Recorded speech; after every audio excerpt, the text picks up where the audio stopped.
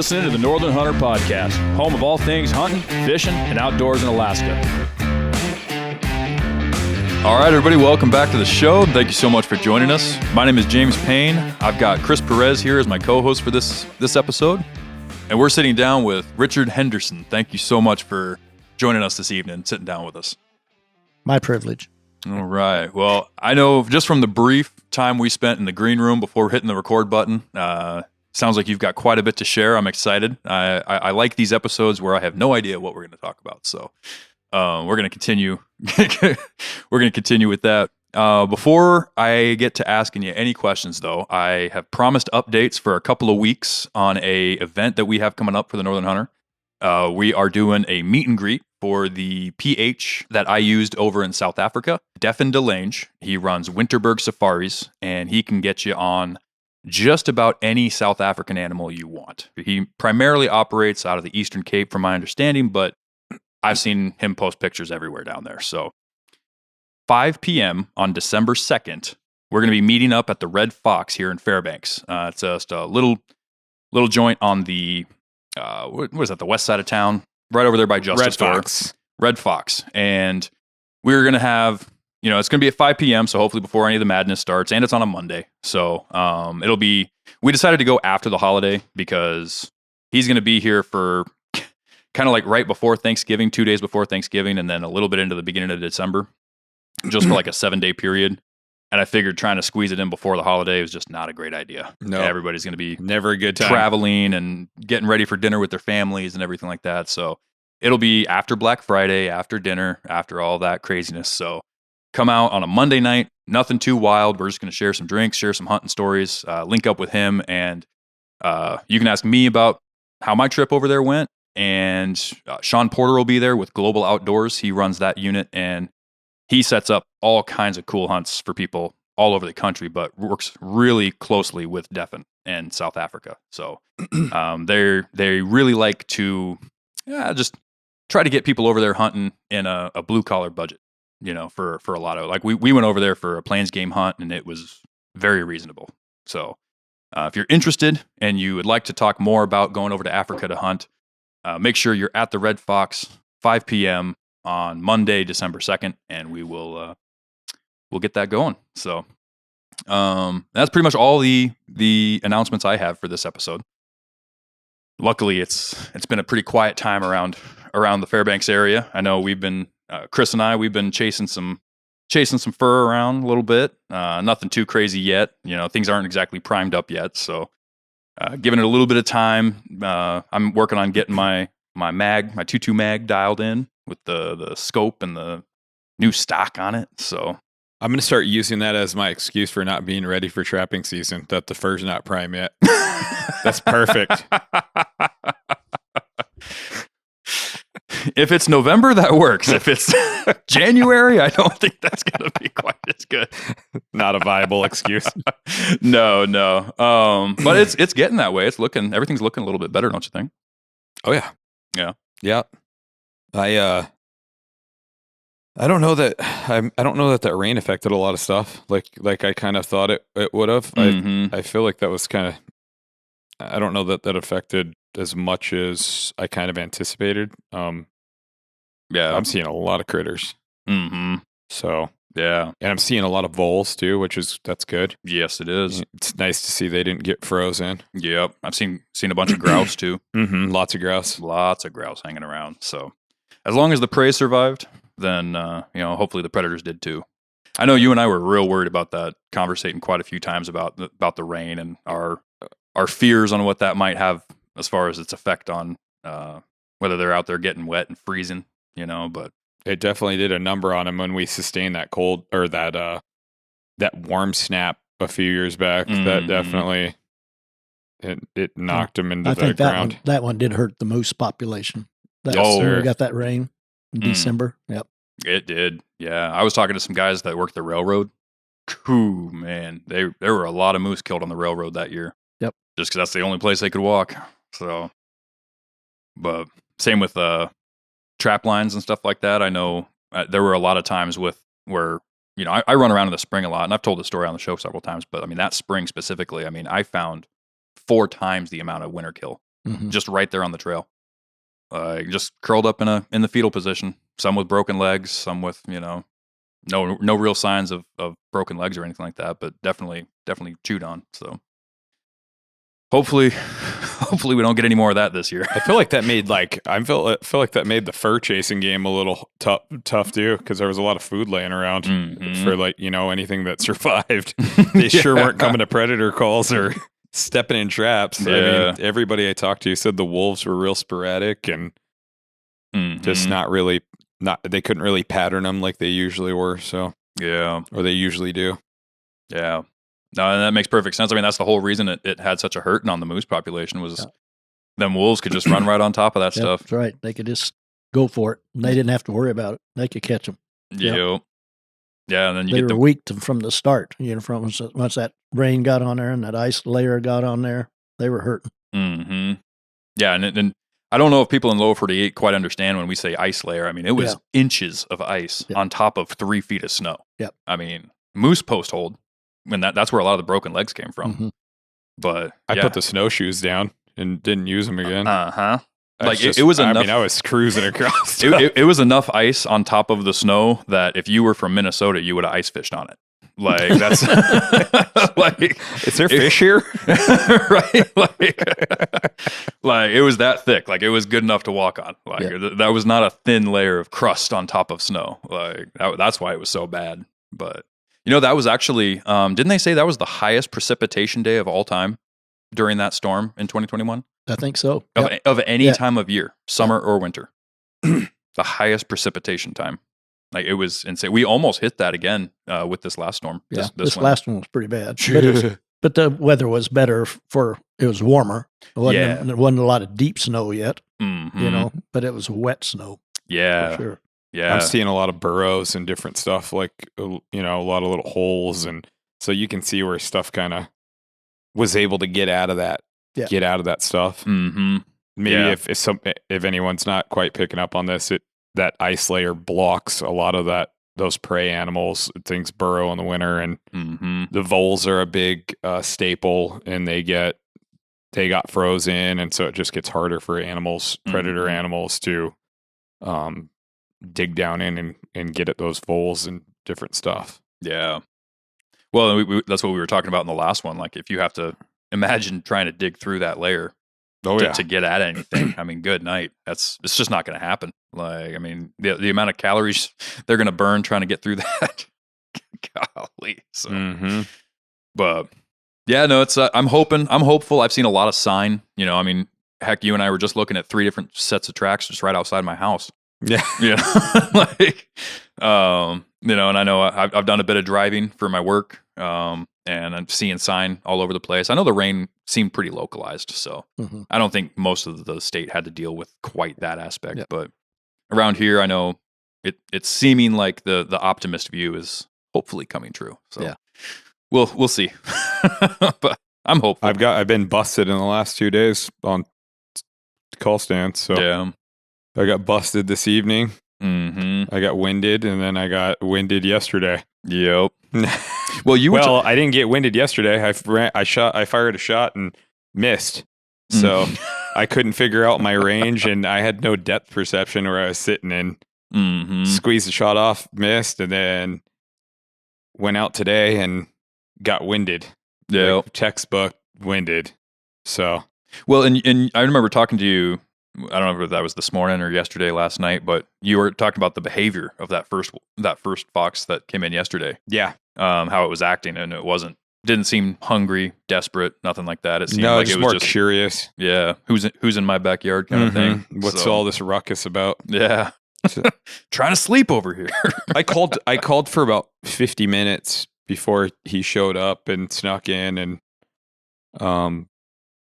he just rolled in, and I ranged back to where I was sitting, and he was only 215 yards, but I couldn't gauge it, and ended up just blowing the shot. He was walking through, and hey, just nothing, and he never broke stride. He just never slowed, never sped up, and I was like, well, I better put one on him, and I squeezed one off, and he boogied and bobbed and weaved, and I got another one in there, and my gun ended up jamming. Oh no! I had ice in there. I mean, that's where I always talk about this stuff. Like, never know. And then went out and sat one today for, I think I was on stand for 12 minutes, and this fox comes walking in from my left, and he's about 150 yards off, and he just put the brakes on and bailed out. So, and I checked the wind immediately after that, and it was going right in his face, and he came upwind. So, but they're around. Yep. It's nice to see stuff, whether you're collecting or not. Yep, it is. So, yeah, that's 2 losses, but it's hopeful. So, yeah. I haven't got to wing any lead at anything, but I've seen a couple foxes so far. So, we'll see. We'll see what happens. You just gotta keep track. Yeah, it's always keep going. It always takes me a while to figure that out, because when you're on that flat landscape like that and everything's white, it's, I had no idea that was 215 yards. I got up and started walking out there to kind of see what he did, and I'm like, I turn around, I look back at where I'm sitting, I'm like, holy smokes! I took the rangefinder out, because I always got the rangefinder, because you can pick a dot up on white landscape. 215 yards, and I'm like, how the heck did I do that? But and I didn't miss him by much. No, because you could see where I had an impact on the snow there, and then you could see where he had like spun out trying to get out of there, and they were almost perfectly aligned. I'm like, how the heck did I blow that? I've been practicing for that all summer.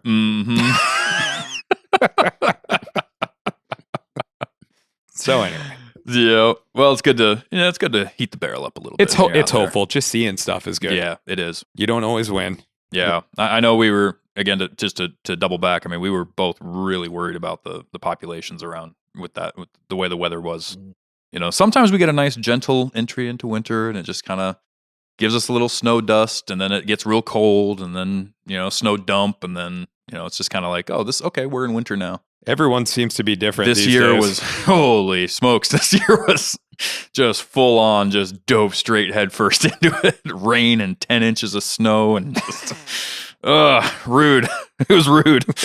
So disrespectful. Yeah. That's a good way to put it. It did come in kind of revenge, I'll tell you. Yeah. Everybody suffered, though. Lots of shoveling, lots of plowing. Did you guys lose power at all at your house, or for a couple hours? Yeah. But we had a friend that lives out on Coyote Drive up there, and they had 6 days, I think, that they didn't have power. But they had a lot more rain up there. Okay. And we have a trap line up, and we have a friend he said they was fighting brush. It got wet. And he said, "This is terrible." Oh. It didn't rain up there. I think it was colder. They didn't get the rain because we didn't have that layer up there, because we were just up there Saturday. Yeah. Setting one of our lines up. Nice. Very nice. Yeah, I know a lot of people that were out of power for a long time around here. And it's hard too when you're calling the power company, and they're just you and like 47,000 other people. Right. Right. Like, we're working through the list, trust me. So, but no, hopefully nobody got any, nothing damaged around their homes or anything. I know I heard some reports of trees falling and stuff I had a couple that were real bent over around here. Luckily our buddy was able to snap them with his bucket, his skid steer bucket. Man, that was a sight to see. God bless those guys that go out there when it's like that and just go nonstop, man. Yeah, I was picking his brain. They were working 40 or 24-hour shifts. The GVA guys? Oh yeah. No, the plow guys. Yeah, I'm talking about the GVA, the guys that put our power back on. Those dudes are insane. Yeah, those guys are something else. Yeah. I mean, I was driving late one night and I saw those guys gearing up there by the Velada, and I'm like, man, it is rough out to be working in this stuff right now, but that's what those guys do. Different breed. God bless them. Imagine donning your Carhartts and your Helly Hansons during that storm. Yeah. Which one do I need? Good night. Golly. Well, Richard, I want to say again, thank you for coming and hanging out with us. So you'd mentioned you've got some trap lines around. I'm excited to pick your brain about that, but Before we get too carried away with that, let's go through a little bit of your backstory. You're a young man up here, so I was a young man when I came up here. That was 60 years ago. Yeah. So why don't you tell us a little bit about who you are and what got you up to Alaska and all that? Well, I've always hunted and fished, and when I was a little kid, I had a little 22, that my dad gave to me, and they was wide open. They didn't put many restrictions on. You didn't have hunter safety, but you learned by doing, and my grandpa and stuff, we learned right. I've never had an accident, so I guess that's a great. But I've been with a couple of guys that have seen accidents, and it's kind of scary. Oh yeah, it can be when you're in high school and getting out of a car, and one guy had his gun loaded. It wasn't supposed to be in. And I stepped out, and the boom and shot right at my foot. And it just blew the dirt and everything, and scare you to death, boy. That was a good learning experience, I guess. Yeah. But I've just always been hunting and fishing. My grandparents did, my dad did, but I was mainly the bird dog when I was little. Okay. And in those days it was dove hunting for a month, and then went into teal season and duck season, and then quail season and pheasant season. So you're always chasing something. And we hit them all. Yeah. And but I lived on a farm, and you always had chores and stuff like that. But my dad was pretty good about me going hunting. If it was Saturday morning, I was out of there before daylight. And I didn't have to milk the cows, so that might have been a push to make me a hunter. I don't know. I didn't have to milk on the weekends, so that made a little bit of difference. And I always had good friends to hunt with, and then I couldn't drive yet because I didn't have a driver's license, but I had an older brother that had friends that liked to hunt, and he never hunted. He never fished, never hunted or anything.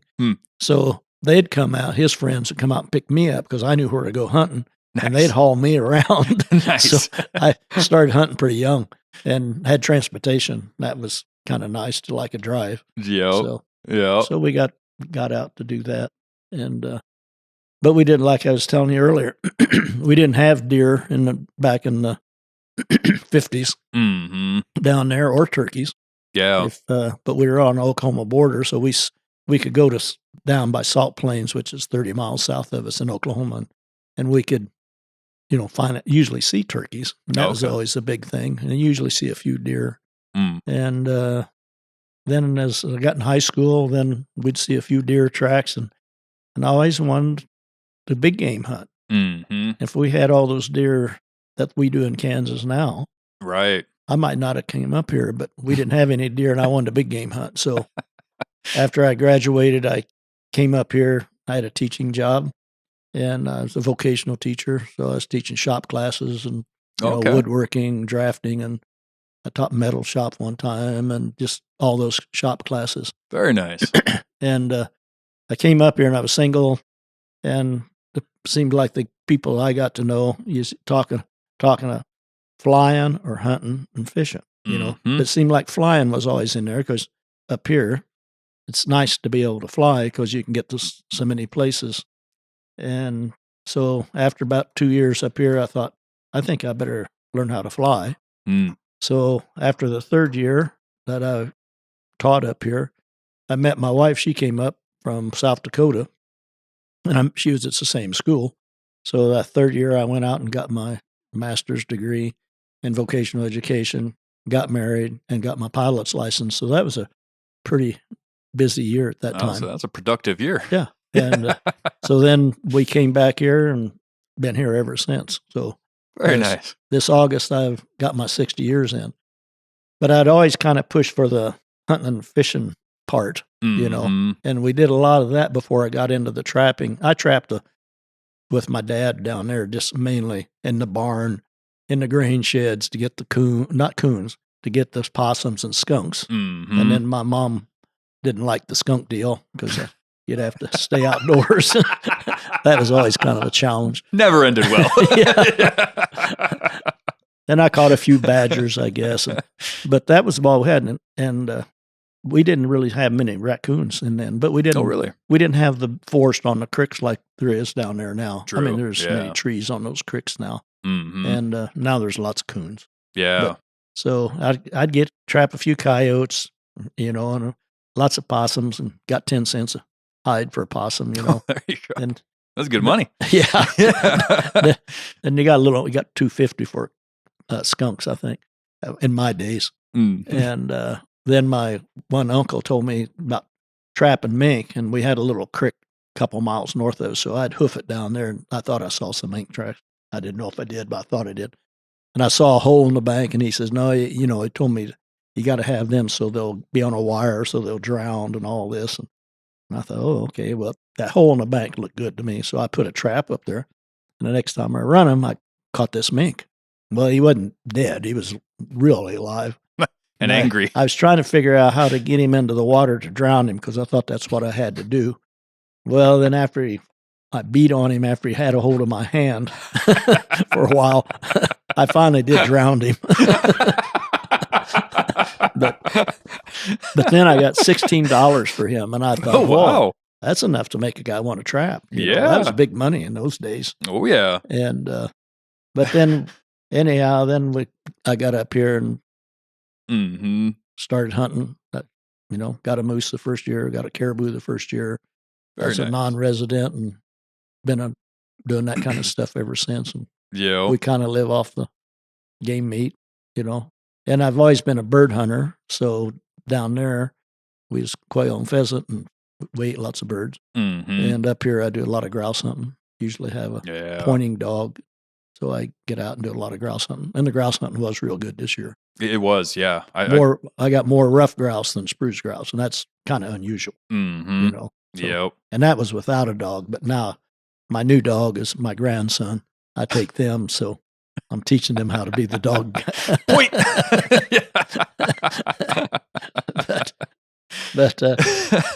And I was telling Chris, I got a little paper here that I've always kept track of since I've been here. And I look at the top one, and that's August the 13th, 1964. I shot a caribou. Okay. And that was the first big game I shot. That's a pretty interesting story, but How cool is that? but anyhow, we was driving down off the Denali Highway. I don't know which story is the best one though that I got from down there, but Oh, we got plenty of time. So, but I think this one here was the first one, and I think it was at the Gracious House. I think it's called in. I don't know if it's still there. It's about 80 miles off from Paxton. okay. And so I was in there, and I was just talking around, and there was a guy there that was taking people out with we call him a weasel, and this was in 1964. So I was staying in my camper, or in my pickup, actually, camping in it. And there was another guy there, and he was wanting to get a caribou. And we talked to him, and then the guy said, well, I'm going to go in there tomorrow to pick up some guys, and if you guys want to go along, he says, and if you get a caribou, we can bring it back out for you. And I thought, well, that sounds like a heck of a deal. So this other guy says, yeah, I'll go. So anyhow, we went. Well, the guy that was running the weasel decided that he'd take a shortcut. Well, this was not a shortcut for sure. So we ended up walking, he had us walking, so he didn't fall in a hole or something like this. So we actually walked in there. And then he said, well, I got to go get those guys. And he dumped us off because we saw a couple caribou. And so he and I, made a sneak on them when we both got a caribou. And I'd never shot a big animal before. And this guy kind of acted like he did, but he didn't know much more than I did. I could tell right away. See the panic setting in his eyes. I didn't think we were really going to do this. So anyhow, we got him gutted and everything. And then we could see the weasel sitting way off there on a hill. So we were kind of waving our coats and everything to get him to come to pick us up. Well, he never did come. He wouldn't come. He just sat there. Nothing happened. I said, well, I'll go up and get him. So then it was another big walk way up there to get him through the brush. And I got up there. We was sound asleep. So our weasel guy wasn't a real hunter, I don't think. So we finally got down there. Well, he said, well, it'd be shorter if we cut across over here. Well, another shortcut that took us, seemed like all day to get back. And that was my first caribou hunt. Nice. But we did get a caribou. So Yeah. that was good. And I've been kind of hunting. And in fact, that same year I got a moose out here by Esther. After work, I went out and walked the high line, and I can still see it.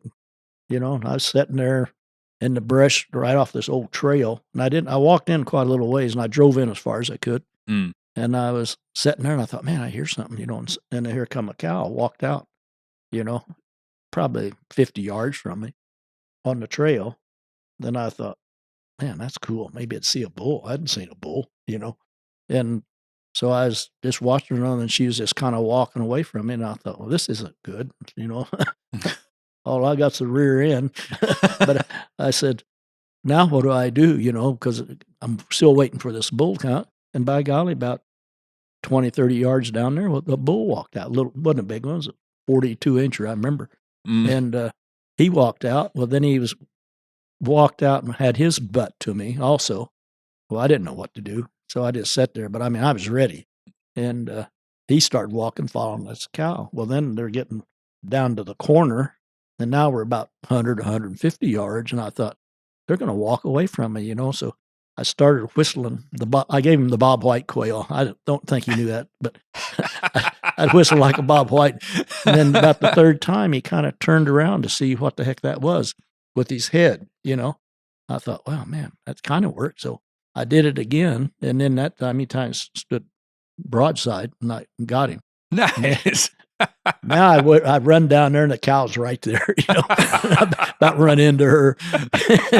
And anyhow, I'm trying now, what do I do, and so finally the cow left, and I thought, gosh, this is a big animal. If you haven't ever seen one before, the first one you see is big when they're laying there. And I thought, and I had a friend that was from Montana that I taught with that shot big game, and I thought maybe I ought to go get him. And then I thought, I wonder how far my pickup's away. I had a Jeep wagon here, how far that is down the road. And I'd be goddamn for that. I bet I didn't go 100 yards and come around the corner, and there my Jeep was, and I almost get the Jeep to the moose. No kidding. But I thought, man, I'm only 5 miles from town. I jump in my Jeep, and I come town and get this friend of mine, and we go back out there and back up to the moose, butcher it, throw it in a pickup, and away we went. And I thought, man, this is cool. Right? This isn't so bad. I don't know what everybody's complaining about. So, but that's a good introduction to it. Yeah. So I got the moose butchered over to his house, and it was kind of a good thing. And I shouldn't even tell this story, but my wife would if I didn't. But so anyhow, and that's when I met her also. So there was a, single teachers party that night or something, and I was telling my moose story and everything. Mm-hmm. So I asked her, I says, you want to go to the dump? Because I didn't know what to do with them at that time. I had the guts and stuff in a bag, and I was going to haul it out to the dump, on South Cushman. It was out there still. And, oh, yeah, I'll go. So we went out there, turned around, came back. Northern lights are out, and we stopped and looked at those. And then the Cabin Inn was out there at that intersection. It was called at that time. I don't know. It's not there anymore, I don't think. So her story would be that some lady said, oh, there's this guy from Kansas, but he likes a cheap date. So I asked her, I says, well, do you want to stop for a milkshake? Because I like milkshakes. Yeah. So that's the reason I was a cheap date, because I'd usually stop for a milkshake. So we did, and that's her story. But that's how we met. Hauling her out to the dump.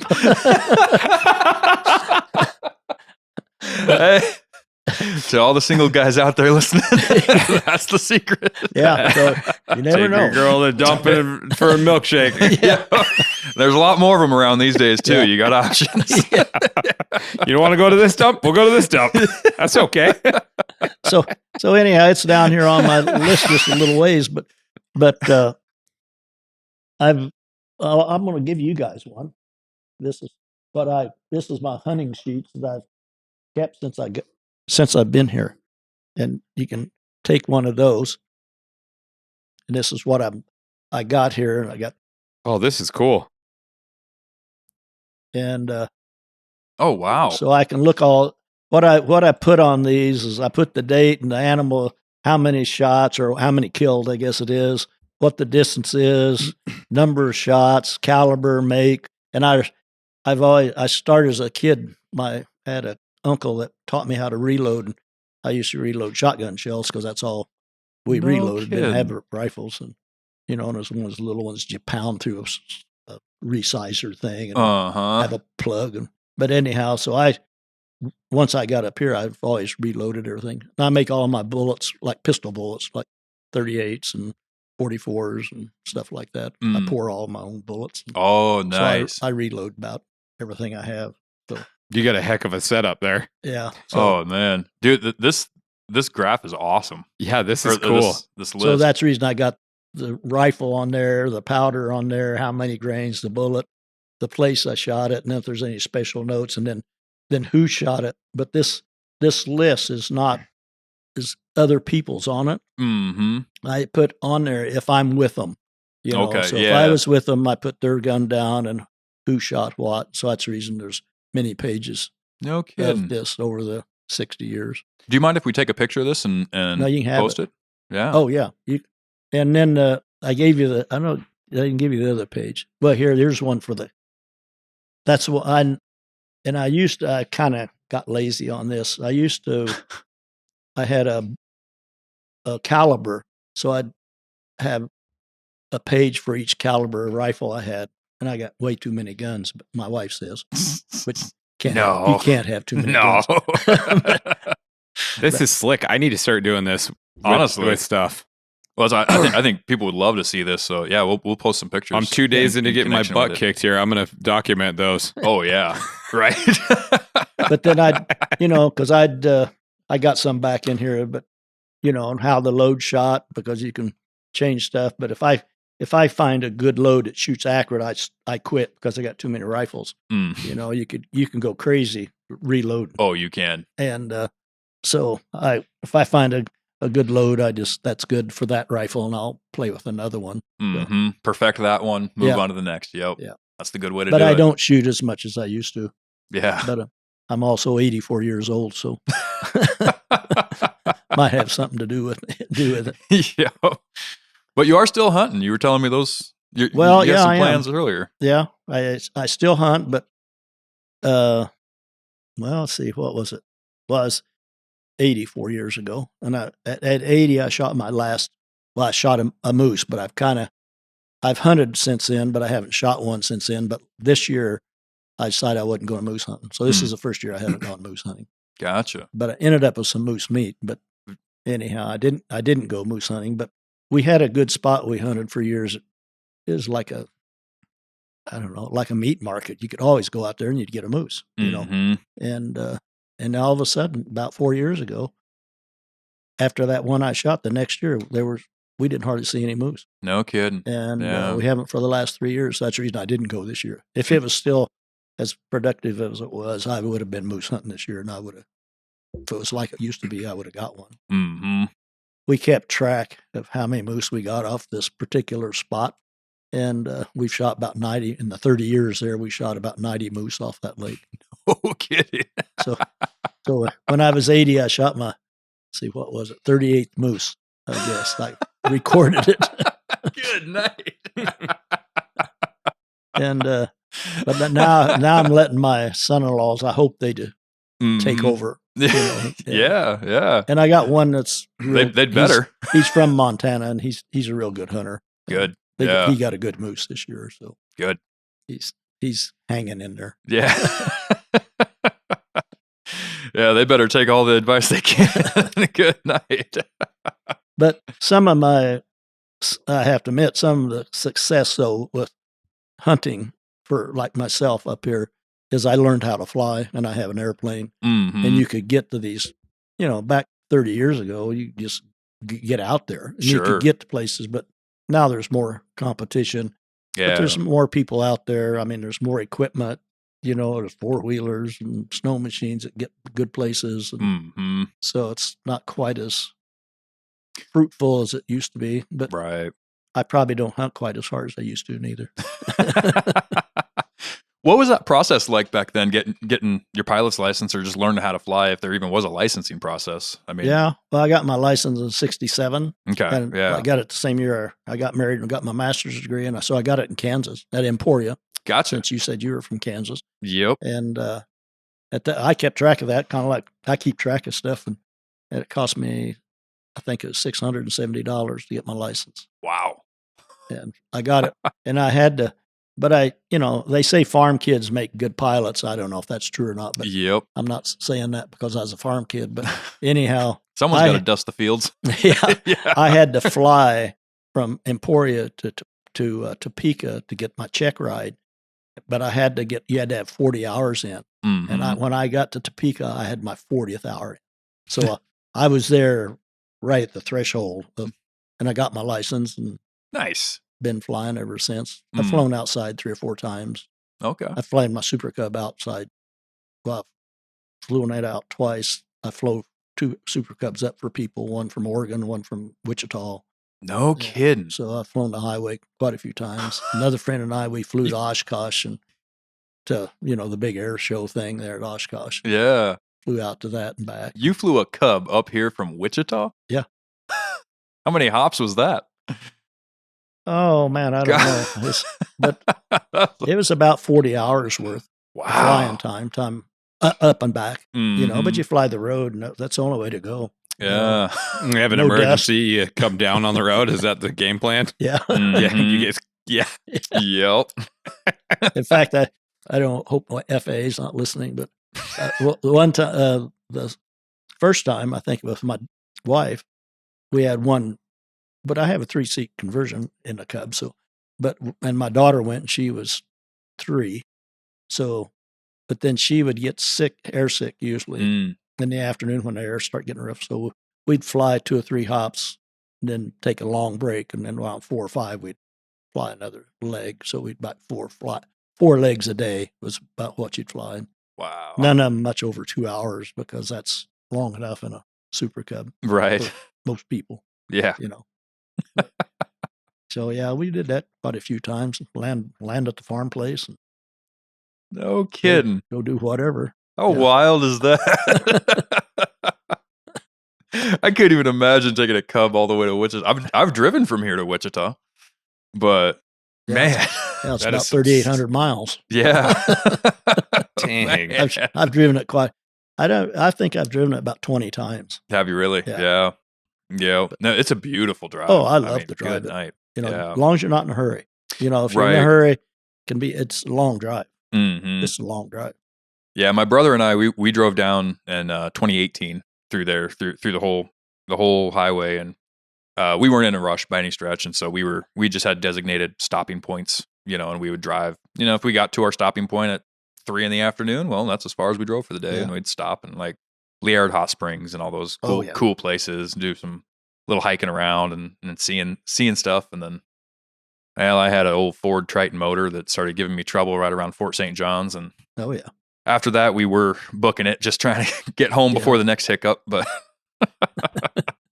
no, beautiful country. I mean, I would love to do that drive again. Yeah.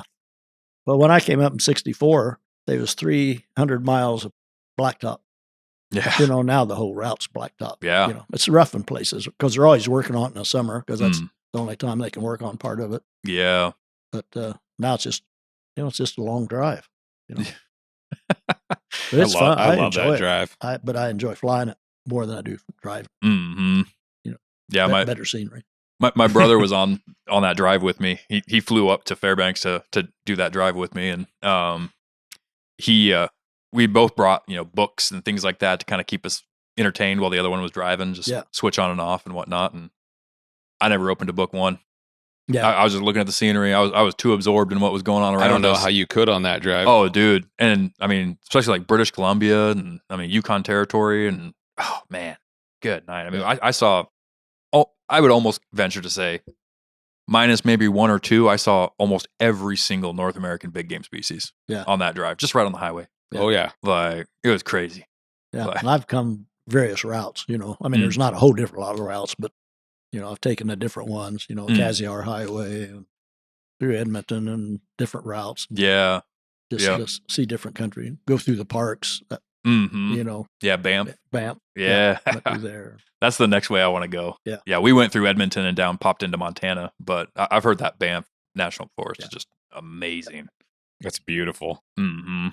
So anyhow, that's. But see, I got this sheet here, so I didn't know what you guys were going to ask me, but I got grizzly bears on there. We used to hunt black bears a lot. Did you? Caribou.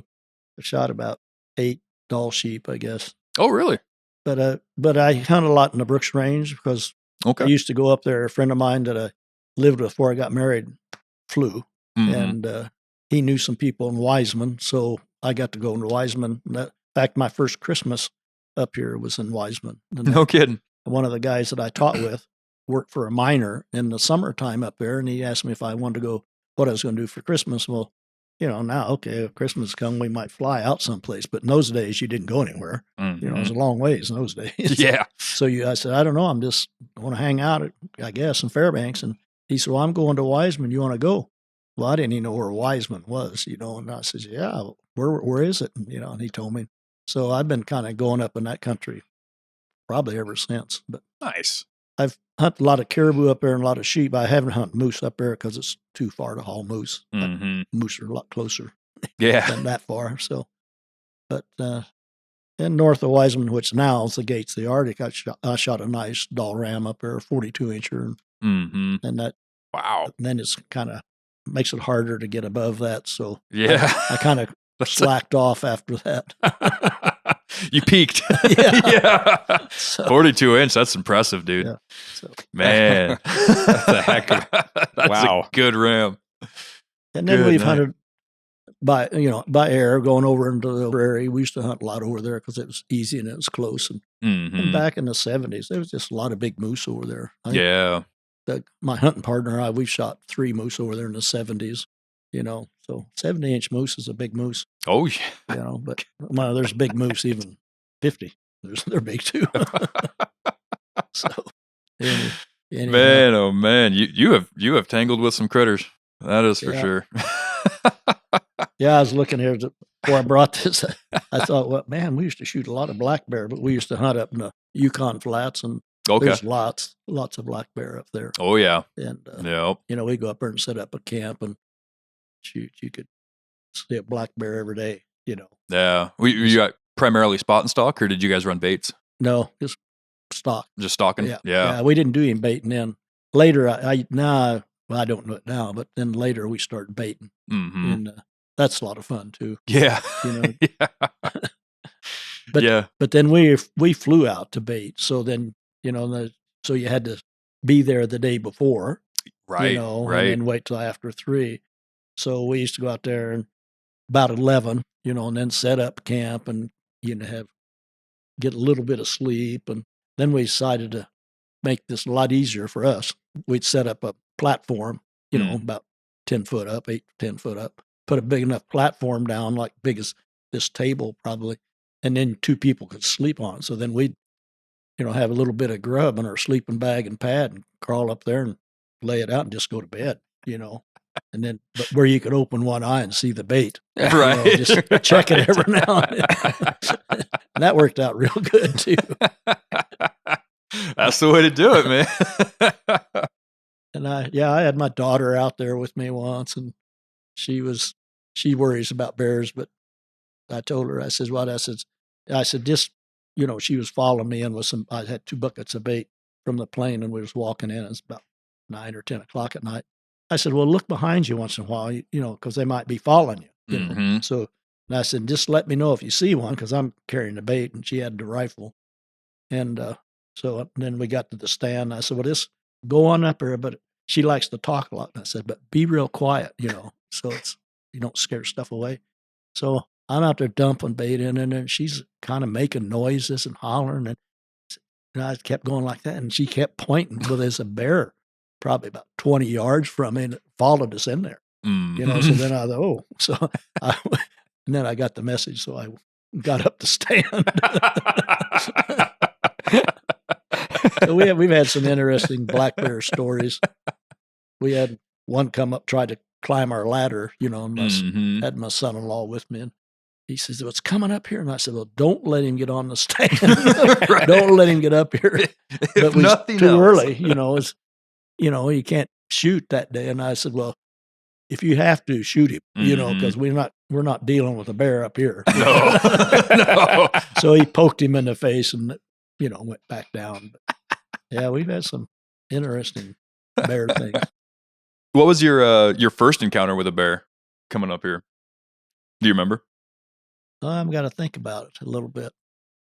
Well, no, but I will give you one of my encounter stories, bear, and it wasn't my first, but it was probably the one that got my most attention, and it was where we moose hunt. Mm-hmm. And I was flying out there on floats about third week of August just to check the camp out, see if there's any bear or moose around. And that's when it's, spike 50 inches or 3 brow tines. And so you have to look them over. First, I didn't like that one because we hunted out there before that, and you could shoot any bull. Sure. Yeah. And when they first changed that, I didn't like it. But then after we started shooting the littler ones, it got to be a lot more fun. Mm-hmm. It wasn't as much work. but anyhow, I was out there early, and I always had bird dogs because I go to Kansas for bird hunting. And so I've had pointing dogs. And I got up early, and I thought, I'm just going to fly out there and look at it. And I almost took my dog because I'd take it a lot of times. And then I thought, no, I don't want to mess with it. So I just got in the airplane, flew out there, pulled up to the bank, and I even have a rope tied to a tree and just tied up. Now, if I'm by myself, I usually take a pistol or something. Mm-hmm. And I had my pistol on, and I was walking around the trails and looking for moose sign. And then I saw a moose out in the lake, a bull moose. So I came back to the airplane, took my pistol off, grabbed my binoculars, and I kind of sat down on the step of the float. And I was really studying this moose hard because I was trying to see if it had the 3 brow tines because it's, around that 50-inch area. And I thought I heard something, like a dog sniffing. And I thought, now that's a funny thing to think. And then I thought, oh, I bet it's because I was thinking about bringing my dog. That's dog sniffing makes sense. But it's dead calm. So then I'm sitting there, and all of a sudden a big whiff of air comes over my neck. And I turn around, and a black bear walked down the float. And I had my back to the bank, and I was looking into the lake. And I turned around like that, and that black bear was sniffing my shoulder. And that's the sniff I heard, and the air was when he went like that. And I tell you, that really gets your attention. Ooh. Man, I just stood up, threw my binoculars there, and I grabbed my pistol and turned around, and he was still standing right there. Mm-hmm. He didn't know what a human was. Yeah. He was just probably a 2-year-old or something. But I couldn't hardly get him off the float, and I didn't want to shoot him. Didn't want to mess with him. So I probably said a few slang words at him. And so finally I just shot one by him, off the side of him. But by that time he'd backed up, and his back feet were on the ground, but his front feet were still on the float. So I shot one beside him, and he kind of looked at me like, whoa, what the heck was that? He didn't even jump or anything. He just looked at me like, man, I could tell he must have been thinking that was a loud noise because it was. Good night. So then finally he turned around and went up over the bank, and I thought, holy crap, he could have grabbed me. I could have been in the water. And then I got real kind of nervous after that. I was almost shaking. Yeah. And once the adrenaline wears down a little bit. And so then I thought, well, I'm going to get the heck out of here, I guess. And I walked up there because I had to untie my airplane. Well, he was he was still standing right over the bank. I walked up over the bank, and there he is again, about 5 yards from me. But I shot one this time right over his head, and it went whistling through the trees. And he took off, but not really hard. He said, "Got the heck out of there." Just decided you weren't fun to watch anymore. So that was one of my first encounters, I guess. But I've shot a few of them with my pistol, with my 44. And the first one I shot was I shot my first one with my 357, and I wanted to shoot one with my pistol, just say I did it. And it was a cinnamon bear, and I shot it, and I knew I hit it, but I didn't know exactly where. But he went down, but I I could see him still breathing, and I could see him move his eyes, but he wouldn't move. I was, 20 yards from him, but I was looking him over, and he's just laid there, but he wasn't dead. I could see breathing, and all I had to do was shoot him again, but I didn't because I was wanting to kill him with one shot. Yeah, that was my not too smart thinking. And then my friend finally showed up, and he had his 30-30, I guess, and he says, "Well, he's not dead." I said, "No, but he's going to die, I think." So he just went ahead and shot him, and I thought, man, I might as well have shot him. He was tired of waiting on him. I'd shot him, and I shot him through the neck, and so he was kind of gasping, and he was bleeding, but he wasn't dead. Yeah. So that was kind of scary too. Yeah. And then over the years, I guess I was probably, I was in the 70s. I can tell exactly what it was, 72. And I had on 71, I put in for a polar bear permit. Ooh. And I thought I could go anywhere. If I got a permit, I could go anywhere. Well, I found out this guy talked me into doing it that I knew. And he said, "Oh, you should have put in for Point Barrow." Well, I put in for Kotzebue because I knew that's the biggest ones came from there. Okay. But there you got to fly over a bunch of open water. And I didn't have that kind of experience because I'd only been flying about 3 years. And I didn't have the radios. All I had was a little VOR and a regular compass. And you get up there, way up north, your compass doesn't work very well. It just, right. You hit rough air, it just says going this, jumping around. Yep. You could put DGs in, but then they didn't have GPSs or anything. And right.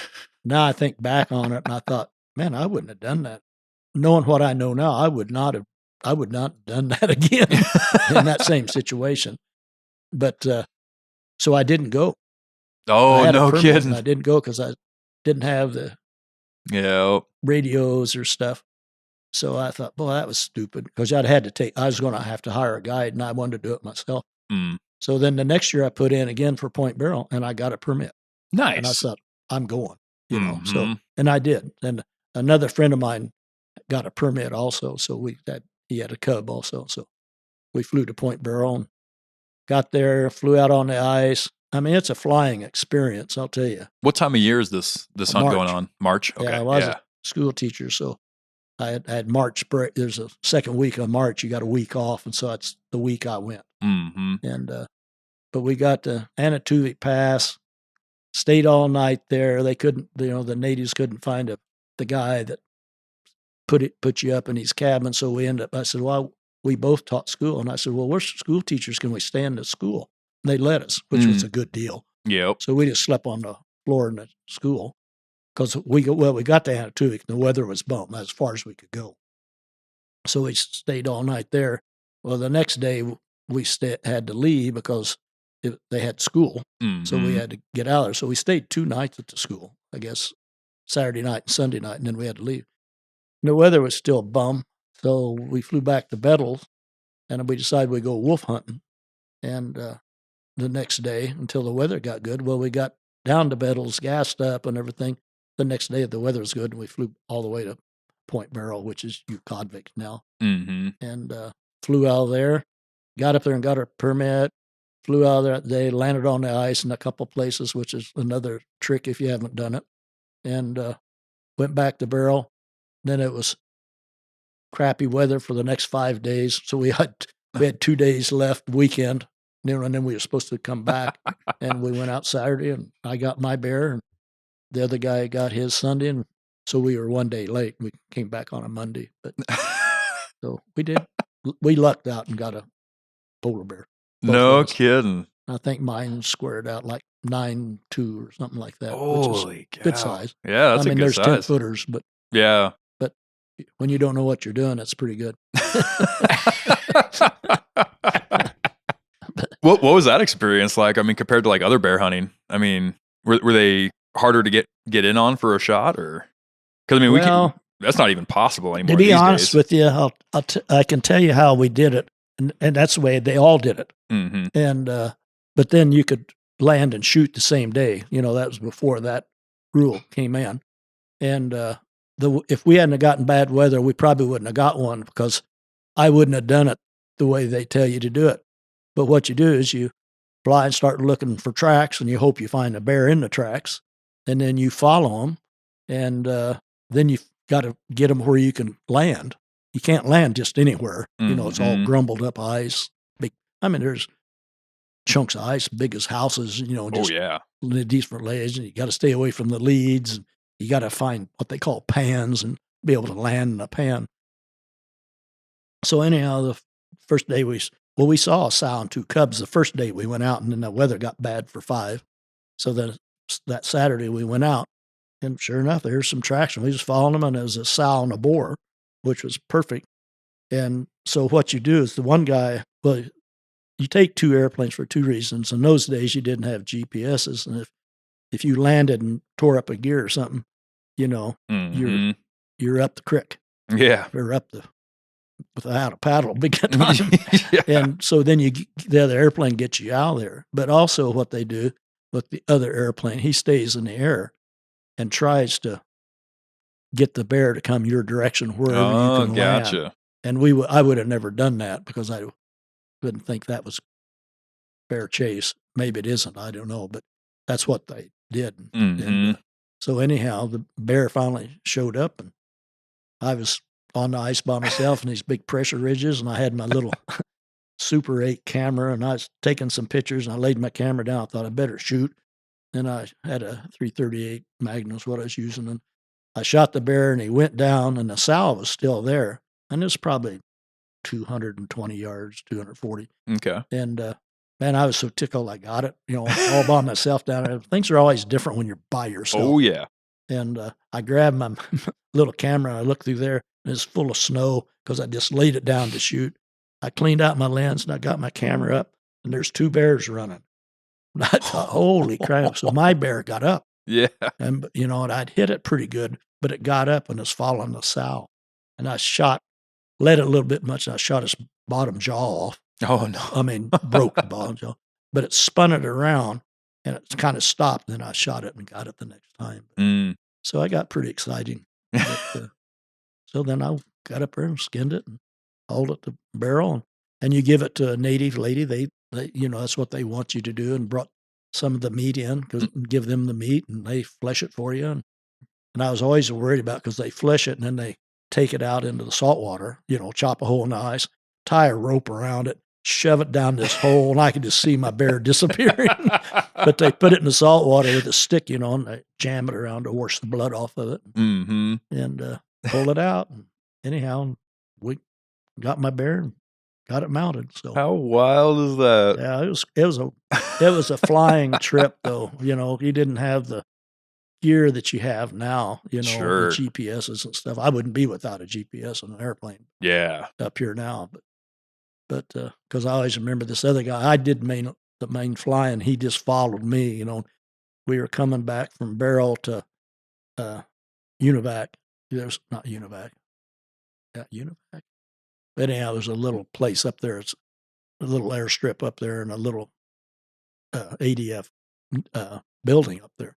So we were on that, but this guy kept radioing me, but you don't know what then. You didn't have GPSs, so you didn't know how much wind you had. And you're coming back, it's white, everything, and it looks like different drainages, and you're kind of looking like, where am I? Is this, you're, kind of flying your ADF and your compass, which is not real accurate. And he, about a half hour, he was about every 10 minutes or 5, probably 3 minutes, he'd radio. He says, "You think we're in the right spot?" Well, after about the 10th time he's asking you that question, you think, I wonder if I am in the right spot, And anyhow, then I saw the little yellow building. Man, I was never so relieved in my life I can to see a yellow building, because I knew that was where we were. That was the spot, and we landed there and poured gas in and made it the rest of the way in. Yeah. Man. Yeah, that was quite a flying trip for sure. No straight line to follow on those flights, huh? No, My goodness. So, yeah, so most of my aviation stuff's been with a Super Cub up here. I don't know, I got 6,000 some hours. I mean, a lot of people's got a lot more than that, but I've done that all basically on my own. Yeah. Good night. So what made you go to get your pilot's license in Kansas? Was there no options up here? Or? Well, I was down there anyhow. Okay, you were So already I was down going there. to school there at Emporia. Gotcha. And I checked out the aviation, and that's where I got my license while I was there. Gotcha. Yeah. Okay. Gotcha. There's just something else that getting taken care of while you're there. Mm-hmm. I didn't even check up here. I didn't. I just went down there and did it. Yep. Yeah. Well, that's a good place to learn how to fly. Yeah. Man. Yeah, you get a lot of airplanes around that state. Yeah.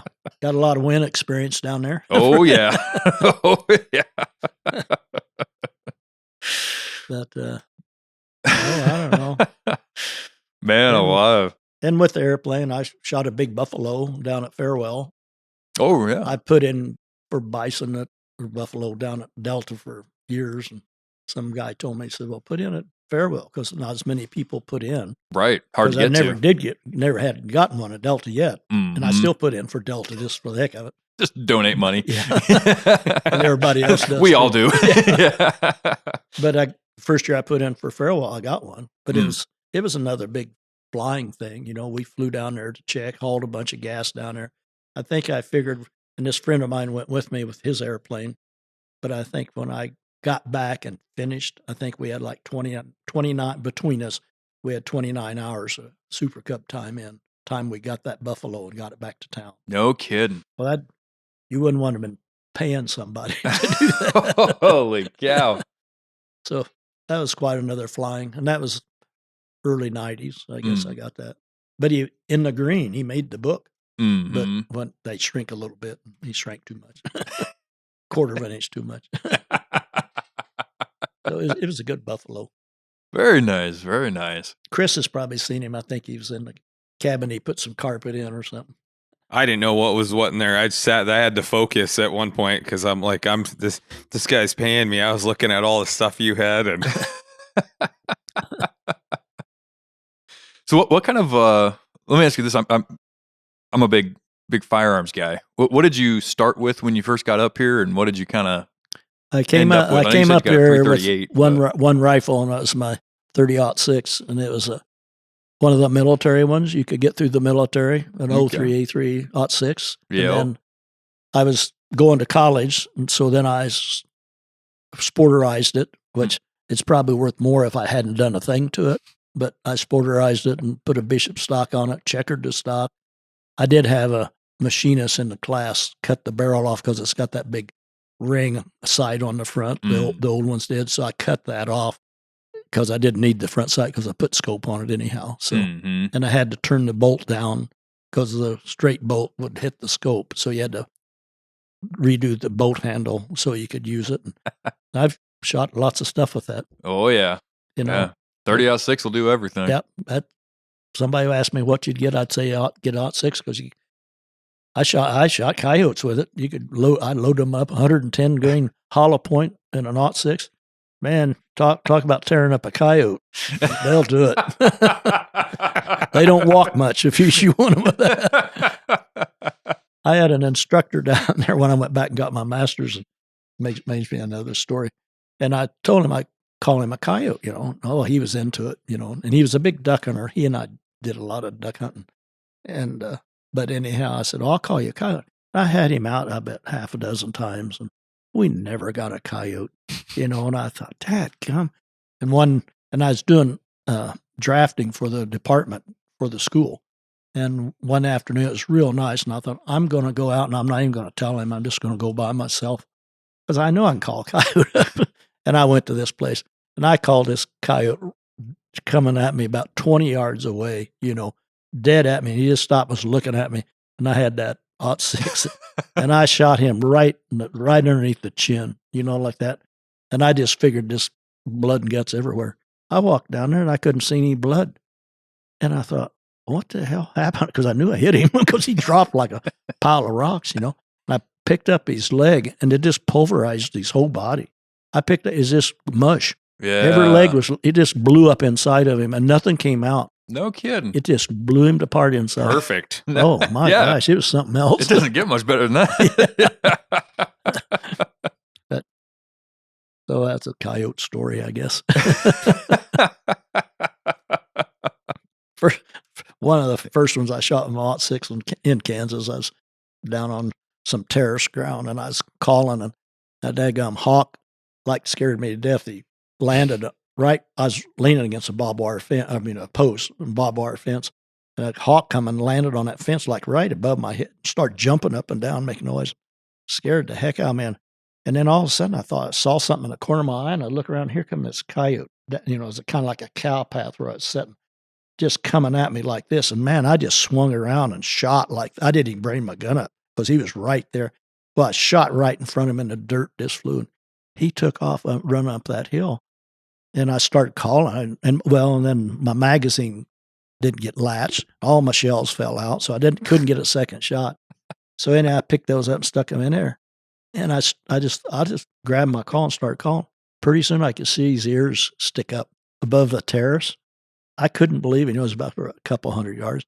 I just kept working him with that rabbit call. Pretty soon he'd get a little higher and a little higher. And finally got up where I could see his chest. And by God, I shot him. And I couldn't believe I shot at him that close, and he still came in. He wasn't too smart of a guy. Must be hungry in them parts. Yeah. What kind of scope were you running on that, Rich? Oh, Leopold. Yeah. Yeah, buddy. 4X. That's all still on. It's Heck what I put yeah. on original. I'm a Leopold man. Yes, sir. We are too. I can tell you my Leopold story for my cousin because he's had a lot of articles, and he's a biologist. He worked in Kadoka for many years, and then he worked in Kansas. He's worked at K-State Extension Service, and he was the coyote guy. And if any had coyote problems, he took care of them, and he wrote articles about calling coyotes and stuff. So he taught me how to do that part. But anyhow, now what was I going to tell you? We got lost. We were talking about Leopold scopes. Oh yeah, Leopold scopes. Well, when he was in Kadoka, they shot lots of coyotes, and he and his doctor friend was loading shells, and he had a 220 Swift. And anyhow, he called up a coyote pretty close, and he shot, and he said it made a funny noise, but nothing happened. So he jams another one and shooting it, and it blew the barrel off of the Model 70. Blew the scope, he said, about 40 yards away, and it blew the stock and split the stock right in half. So he didn't have anything in this hand, but the bolt held, and he didn't get a scratch. And he was really lucky. It just ripped that gun to pieces. Oh yeah. But what happens? They didn't get powder in one. And the primer pushed the bullet out. You got a squib part way, and then he jammed another one in there, and that's what blew it up. That'll do it. But he was telling me about the scope being all messed up. He said he sent it to Leopold. They sent him a brand new scope. Figured as lucky as he was, he deserved a new scope. And so I've been a Leopold guy ever since. I had kind of had one of the same experiences. I've talked about it on here, but I'm a Leopold man too. Yeah. I always have been. I'm like, as soon as I can afford those things, that's what I'm going with. Yeah. But good customer service. Well, and they make all kinds of different price points too. Is the best part. It's all quality. Yeah, everything Their down entry level stuff is unbelievable. From the Freedom line all the way up to the VX6s, it's just phenomenal glass. Yeah. So, but But I have other guns, But the biggest gun I guess I have is my 338. Yeah, But I was always going to get a 375. But I went to Africa once, and that's. Oh, really? I used a 375 there, but they asked you.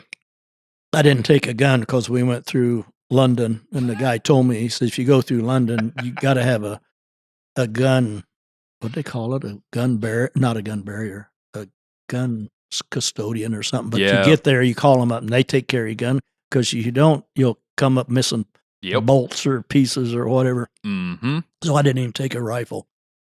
He said, no, we'll just, and I got there, and they said, what rifle do you want? I said, what do you want me to use? And he said, we'd recommend a 375. And I said, okay. And I shot it a lot because I wanted to shoot it. Right. To make sure, see how it was and how to shoot it. And it was way off. It was off like a foot, a foot high and about 4 inches to the left. Really? So I shot almost a box of shells. And then we quit. He says, well, and I got it screwed down finally. And the guy says, boy, that thing was really off, But then he said, I said, well, why don't we shoot it again tomorrow? And so he came with a different box of shells. I can't remember what the ones were. One of them was Remington, one was Super X, but it's different make of shell. First 3 shells I shot through that, it was just about, where I brought it down to this, that's where it was off. If we had the first box of shells, it was right on. Oh man. So I shot 3 and I just screwed it back up to where it was at, where it zeroed out. Yeah. It was right on. So, yep. So I shot, box and a half of ammo through that 375. That turns the Impala wrong side out, but at 40 yards. I can imagine. Yeah, we had a similar experience. My wife and I went over to South Africa this spring with Sean Porter and Deffin, the guy that's going to be here in town. Oh yeah, and I'd come to that. I wrote it down, but I'm leaving the first to go Kansas to go quail hunting. Oh, so. Yep. I wish I could go with you, man. That's a good time down there. But no, we had the same thing. We went through London, same, and I was so heartbroken when I found out I couldn't bring my own rifle because I got that nice 338 over there I wanted to bring with me, or I got a 6.5 Tika, that I wanted to bring, and but same thing. And in my head, the way it would work is I'm going from America to London to South Africa. Yeah, that's what we If did. London doesn't want guns in their country, it should just go off this plane onto that plane and out of the country. You know, that's easy peasy. But no, you got to bring it off the plane, get it checked in. Well, we even go through stayed their in whole London thing. 3 days too. So Oh, okay, gotcha. Yeah, we didn't. yeah, we just had a layover. But The PH just said, I wouldn't bring your gun. yeah, He said, you can rent. I said, well, what can I? He said, I can rent you anything you want. mhm, yep, For like $25 a day. It wasn't worth yeah, taking your rifle. But I wanted to take my rifle too, but I didn't. yeah. We rented one from the PH, and it was a Tika 270 short mag. Yeah. And it did everything we needed it to do. My wife and I shared it. We could both. It was zeroed dead on for both of us, and it was just a phenomenal gun to use. And That's a great hunt to go to Africa. Oh, Everybody yeah. ought to go once. There's so many animals over there. It's unbelievable. yeah. It's great. What all did you hunt over there? Well, I was on a teacher's budget, so I didn't shoot too many things. You can go crazy over there. So I shot 4 animals over Okay, there. yeah. So I shot the warthog, impala, a kudu, and what else did I shoot? I shot 4 things. Oh, zebra. Oh, nice. I wasn't planning on zebra on my list, but Uh-huh. I have a friend from Africa that lives over here now, and he says, well, you got to shoot a zebra because that's African animal. Mm-hmm. I said, that's like a horse. And he says, you better shoot a zebra. Yeah. So then I put zebra on my list. So I got a zebra. Yeah. Dude, we had a guy in our group that same thing. He wasn't planning on it, but then he decided he was gonna take a zebra that trip, and that was a cool thing to see. Man, they're tough. Yeah, that's what he was saying. Yeah, I wasn't on the hunt with them, but I got to see some video and whatnot, and yeah, they are tough critters. Yeah. I almost shot an oryx, and I saw a good oryx. Oh, those things are so cool. But it wasn't on my list, but we hunted 3 days, and we hadn't seen a zebra. Mm-hmm. So I thought maybe, and then we saw these oryx, and I thought, maybe I'll shoot one of those because I could. I didn't know anything, but I could tell that was a good oryx. Mm-hmm. And there was like 7 of them, and 3 of them in the front, and they were walking, and he was the second one, and he said, "Well, wait till they stop." Well, I was sitting there, I had in between a tree and everything. I was ready, and they were out there a couple hundred yards, but they were walking, and as soon as that one in front, before he stopped, he turned to go to the left, so he had its butt was all I could see. Yeah. And I was ready to shoot. He said, wait till they stop. And I thought, when they stop, they're going to turn. And they did. Mm. So all 3 of them turned. No, I didn't I could have shot him walking, but I didn't. And then, so I was waiting for it to see if it turned broadside or something. And then the guy patted me on the shoulder and says, here's some zebras over here to the right. I was in the same tree. I just turned myself around still. I used the same tree and shot a zebra. But, and that, I shoot everything in the lungs, basically, just they're going to die. Yeah. I don't shoot up any meat. But he told me, he says, those zebras, they're hard to kill. He said, shoot them in the front shoulders like you would a bear, break them down. And man, I whacked that thing and man, he took off. Yeah. And, if they take off and you hit them, you got to pay for them. Yeah. I could just see dollar signs running through the brush. I wasn't fast enough to get another shot in. I said, man, I know I hit him. And he said, oh, you hit him good. And we can get in a little Toyota pickup and drive over there. And there's about 6 zebras standing around looking at this one on the ground. And so got my zebra. Nice. How about your kudu? I almost didn't get a kudu. I got the kudu the last day. Really? And I was about to give up on the kudu. But and I knew he had to go this way because they take you where you'd never see a fence. But we were looking at a special spot and there was a fence. And then we were turned and there was a kudu. And he was crossing the road or trail. Yep. And I just shot him real quick. Nice. Because I knew it was about over. Well, and those kudu, they're slippery critters for how big they are. Yeah, they're kind of like an elk. Yeah. Really. Yeah, and they just disappear into that terrain. Yeah. That was we saw a couple of bull kudu, but we saw a lot of females on the land that we were on, and they it was crazy. They'd run out in front of us and then get off the trail, off into the thick brush, and just disappear. And they're not that far away, but just the coloration and the patterns and all that. They just totally blend in and just disappeared. It was insane.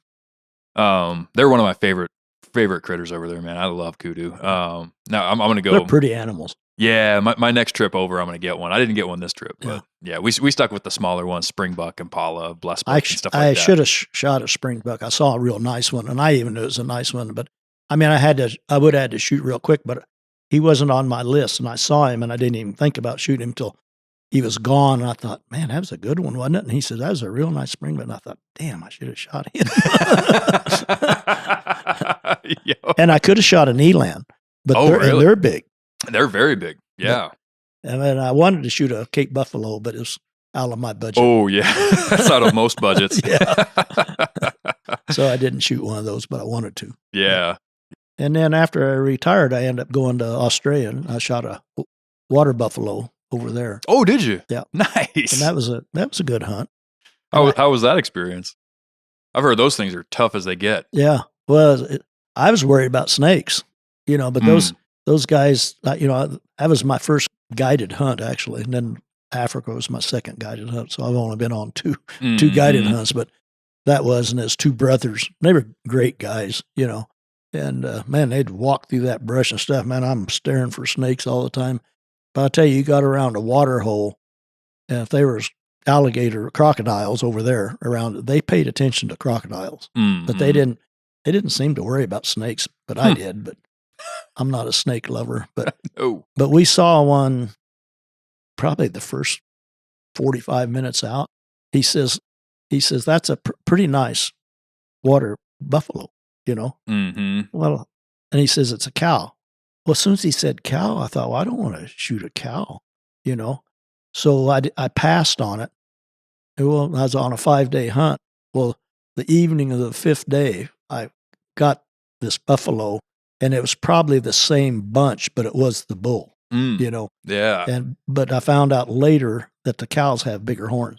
Oh, really? Longer horns, No kidding. So I didn't realize that until I went to a museum after the hunt, and the biggest one in there was a cow. And I thought, God dang. Mine was about a 50-incher, and those cows will be, some of them 60, 70-inch buffalo horns. So, golly. I didn't do enough studying.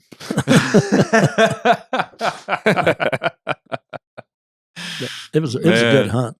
Yeah. And I was supposed to shoot a warthog, but I found out also later I would have probably got one if I'd shot that cow, because then they wait around and the warthogs come in to eat the carcass. Oh, gotcha. And that's the way they get the warthogs. No kidding. So, well, not warthogs. They're that's what do they call them? That's buffalo. They're that's in Africa, but, right? What do they call them over there? I don't know, just wild pigs. Yeah, some kind of bush pig. Yeah. Can't remember what it is over there. Almost kind of like a javelina or something. Yeah, but they're bigger than that over there. Mm-hmm. I'm trying to think if there's a name for them, but I can't think. And I could have shot a dingo over there, but dingoes look just like, at that time I saw it, and I could have shot it, but it looked just like my yellow lab. Yeah. I thought it was somebody's dog, I looked at it and I said, there's somebody's lab out here. Wasn't in the middle of nowhere. He said, that's a dingo. Shoot it. Well, by then it was gone. Good night. Yeah. Crazy. What got you into doing the international stuff? Well, I had a friend that was a lineman up here. Okay. Yep. And I'd see him once in a while, and he did quite a bit of hunting. And he said, if you want to go to Africa, you ought to go. Because he says at that time they had a safari club up here, Safari International Club, but they'd have big banquets, and you could buy hunts. Sure. And he told me about it, and I said, well, when is the next one? He says, he gave me the date. So I told my wife, I said, let's just go that, buy the ticket and go to it and just see how that works. Mm-hmm. I wasn't going to necessarily go, but I went there, and in the early days, they didn't always get the money right away. And then this guy got up and talking about this hunt, and he says, you don't have to go this year. You can buy the hunt and go whenever you want. He says, maybe if the price goes up, you might have to pay a little more. And I thought, well, that's fair, because I wouldn't even plan on going. Mm-hmm. I just want to see how it worked. And so they started this hunt, 6-day hunt, and no one had, started at $1,000. No one bid on it, so they started at $500. I thought, I'll bid on that. So I started out at $500, and I got up to $750 or something. Then some guy started bidding, so I ended up getting it for $1,000. That's my phone call. I thought I had that shut off. That's all good. I'll just my wife, but it's a turkey call. Yeah. I put that turkey call on my phone when I was turkey hunting, because I go to Kansas turkey hunt. And that way, if somebody calls you in the middle of a hunt. Yeah. And then I went to the Safari Club International Convention in Reno and talked to the guy I went hunting with. Oh, nice. And that really helped, because my wife wasn't going to go, and he talked her into going, and she's glad she went. There you go. Yeah. And then he rented us a car. So his PH assistant met us at the airport, picked us up, and I was going to rent a car, and he had the car. He said, I'll rent you the car for the same price you'd rent one anyhow, and I'll furnish the driver. All you got to do is pay his room and board, and we went to Kruger Park for 5 days before the hunt. Nice. So that really made it nice, because then I kind of knew what the animals do and where they were at. And sure. Yeah. Learned a lot right there. So it worked out. Nice. Then we hunted for a week, and then we went on a camping safari in Botswana for another week. Right on. So you got the full experience then. Yeah. We did. That's what my wife and I were saying for our next trip is we were only over there for 8 days. And it was just not long enough. Yeah. It was like, we need to block out like 3 weeks or something like that. Yeah. We went 3 weeks. You go that far. Oh yeah. Might as well stay a while. Oh yeah. I mean, by the time you get over the jet lag, you're jumping back on a plane. Otherwise. Yeah. Right. 11-hour time difference, I think it was between here and there. Yep. Good. Right. Good. But now I ought to tell you something about trapping, though. I thought this whole thing was going to be trapping. Well, I did too, until you came out with all these cool stories. Yeah. You got me sidetracked.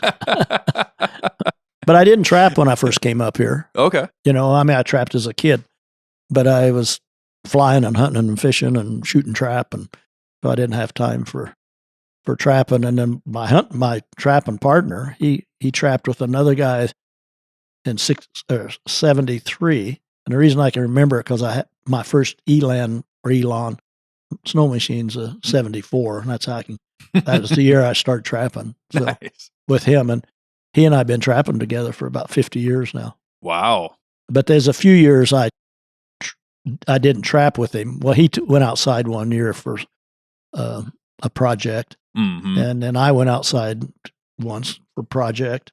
And then after I retired, I picked up a cabin. I trapped down there for 3 years, but that's more of a commitment because you're gone. You can't just come home every night. You go down there, and I had to go down there and stay 3 weeks and then come back for a day or two and then go back. Oh, wow. So I did that for 3 years, but I had a trapping partner, not the one I have here.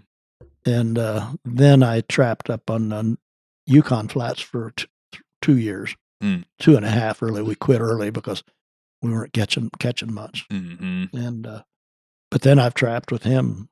We trapped across the Tanana for 6 or 7 years, I guess. Got a few wolves, got lots of fox. Yeah. Back then, that was in the mid 70s, and didn't trap for marten, but they caught lynx and a few wolves and lots of fox stuff. But then we never did like being family guys, I guess. We never did like crossing that goddamn river. Yeah. You always had to worry about that. And we was getting an overflow a lot, which pretty typical.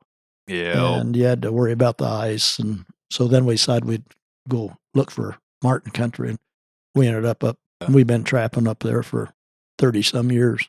Nice. But you don't have to worry about the ice. No. That's kind of fun. You don't have to, that's not a problem. But, and it's mainly marten. We see wolf sign, but up in there we're following ridge lines for marten trapping. And the wolves they don't follow those ridge lines. They go from one drainage to the others where the moose are in the lower willow places. And they cross our trap line. I bet they won't. Very seldom they'll go down our trap line 50 yards. Really? They'll get on and hit the trail, and they'll go a little ways, and they're off. If they come to a marten set, they go around. Yeah. So it's hard for setting them down there. You catch much for wolverine? Yeah, we get a wolverine about every other year. Yeah. Probably something about like that. Not many, but we've got half a dozen or so, Nice. Every now and then one. We got one, was it last year we just got it? In a number 1 pole set. And he was still alive and still there. And he hadn't been in there. I'm sure he just got in there the night before. But it was kind of it was kind of a big bank there, and there was a tree that had fallen down there, and we just cut it off, and and it's frozen in there. So it's about head high, So he came off the bank, came down the pole, and got in a trap and fell off. Well, his back feet would barely hit the ground because he was up pretty high, so he couldn't get any traction. We had him by the front, by 2 toes in the front, in a number 1, and he was lively. Just enough to hang on to him. He was an angry guy. If he could have got his grip. If he could have got a hold of something, he'd been gone. He would have taken that whole pole with him. Yeah, he wouldn't have been there. If he'd been there another day, he'd been gone. But we hit that just right. So it was pretty. That was the last one we caught. It's pretty exciting. So it's mainly a marten line, though, and we get a fox once in a while. A few lynx, but not many. Yeah. The lynx are all way down in the flats, in the Minto Flats area. I had a question for you, Rich. We've talked about it in the past. You're a ATA member, and right. when did you get involved with those guys? Oh, almost the first year. First year? Yeah. I'm a life member, and I'm number 12. Yeah. So I was in there at the beginning, and then I don't know, for the ATA, I was on the board for 10 years or a while, and then I run the school for 10 years. And at that time, of course, I was still working and teaching, so I was at Hutchison, so I was close to the university. So I ended up getting a university to give us credit for the college credit. So when I had the school and then at that time we'd do the school out at Twin Bears. Now they do it down at Lost Lake, and so they even you could get college credit if you want to pay extra for it. So I did the school for 10 years. I helped Herb McAlker. That's not right. Can't say his name right now. Can't think of it. Herb. Herb and I made a trapping book, and they still use it for the trapping school.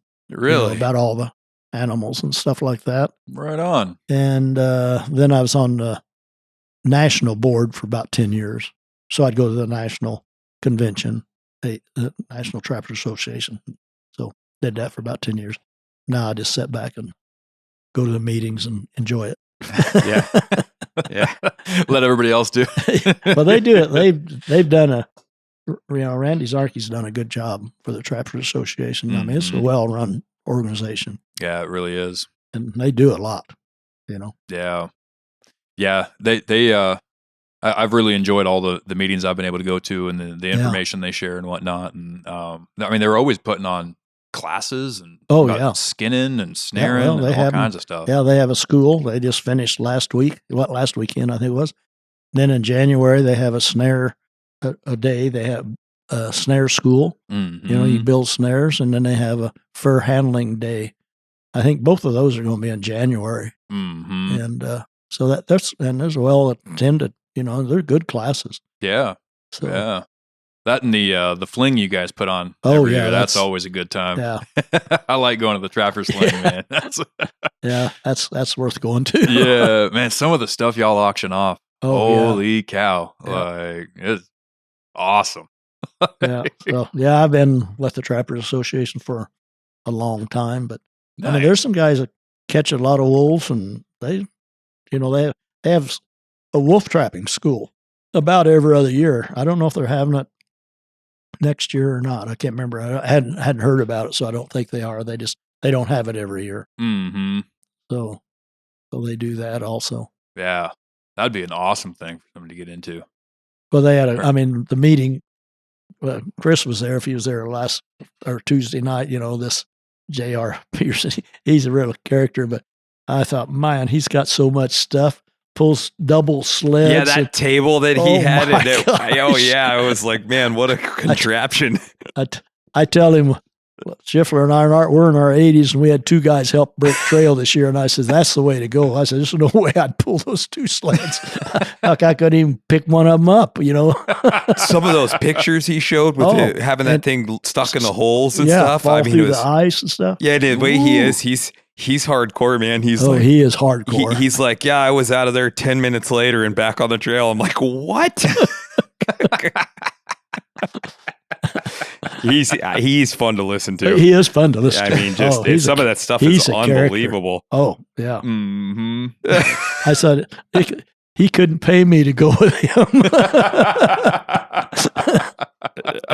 One of those guys that likes to suffer. Oh, man. Some of that water he runs on glare ice all the time. It's like the most, I look at it like it'd be a dream, and it would be a dream to go trap with a guy like that, and the most terrifying thing on earth. It'd be an experience to go with him, I'll tell you what. Yeah. Well, let me ask you this, kind of like just like a progression through your trapping. Because a lot of guys, they'll show up to these meetings with the ATA, and maybe they'll hear about these, super long lines, or these, at the advanced stages, once people have been doing it for a long time. And like, how long of a line did you start with? Like, what was kind of your starting point into trapping as far as like?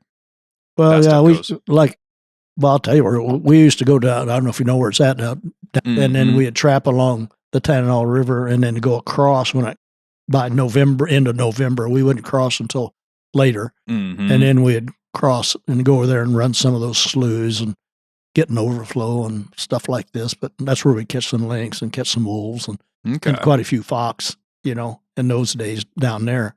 And then we decided marten trapping would be a lot more fun and not worry about the river. You don't catch as much big stuff, but so then I flew and I saw this one line that we first got up there. I could see it from the air, and I told Wendy, I said, let's go up there and check that out. So we did, and actually, just was one of those deals, be at the right spot at the right time. The guy, some old guy, I can't remember his name now because it's 30 years ago, but was trapping it, and we found out who it was, and we called him up. He says, no, if you guys want to trap there, you can have it. He says, I'm quitting, So we just hit it the right time. Nice. And we've had that line ever since. And then the line that we go to, we got from another guy, because we always thought we could loop those together, but that's a lot easier said than done. And so anyhow, we've had that one since. But the way, that's kind of a funny one. We saw that one from the air too. And I told Wendy, I said, I don't think anybody's trapping that. So we went up the second week and usually if we're trapping it, they're there the first weekend. In those days, nowadays, you better be there with a sign out and everything else. Yeah, no kidding. Somebody will be there. But so we went there, and I thought, let's go down there. And we're still running our little elands at those days. So we go in there, I don't know, 6 or 8 miles or something like that. There's kind of a hill, and we stopped there. I don't know, we set 30 or 30-some traps or something like that. And then we came out, and a friend of ours that traps up that way knew who that was. He says, was you guys on that? Yeah, we were. He said, you know whose line that is? I said, no. I said, we didn't think anybody's trapping. He said, that's Terry Johnson. So people knows Terry Johnson. He's not around. He passed away, but he's a big guy. You didn't mess with Terry. And I thought, holy crime. So we call him We're up. in danger. Yeah. So we call him up and tell him that we put some traps on that line. He says, well, I don't usually go in there until after Thanksgiving. I usually wait for more snow because it's so rough, and it is rough. Mm-hmm. And I said, well, we went in there and told him who told us that he trapped that. And I says, we'll go up and take traps out this next week. He says, well, just get them out before Thanksgiving. We went up the next day, I think, and got them out there. We weren't, but they weren't in there very long. But gee, we went in there, we caught 11 martin. Man, we didn't want to quit. It was the best trip we ever had. Maybe we should wait till Thanksgiving. Yeah, we thought about, we better reset these. Right. But anyhow, so then we ended up with it in the later years. But it's a pretty good line. Mm-hmm. But it's like 10 miles line. It's 10 miles in, 10 miles out. Okay.